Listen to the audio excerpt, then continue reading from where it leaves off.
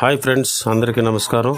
మన గేదెలకి కొమ్ములు పొడవుగా పెరిగి మళ్ళీ వాటి శరీరంలో గుచ్చుకోవడానికి ఇబ్బంది పడుతూ ఉంటుంది. మరి అలాంటప్పుడు రంపం బ్లేడ్తో చిన్న గాడి కోసి మనం మోటార్ సైకిల్ ఎక్సిలేటర్ వైర్ ఉంటుంది కదా, ఎక్సిలేటర్ వైర్తో చివరిన ఆ చివరిన ఈ చివరిన 2 కర్రముక్కలు కట్టి అలాగా టైట్గా పెట్టి అటు ఇటు లాగి టెంపర్గా లాగి కోసినట్లయితే మరి ఆ కొమ్ము అనేది శుభ్రంగా కటింగ్ అయిపోతుంది.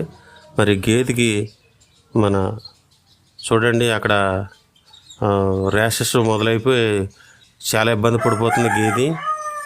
మరి అలాగే శుభ్రంగా కటింగ్ చేసినట్లయితే గేదెకి చాలా ఫ్రీగా ఉంటుంది. మరి చాలామందికి అది ఎలా కొయ్యాలనేది తెలియక చాలామంది బాధపడుతూ ఉంటారు.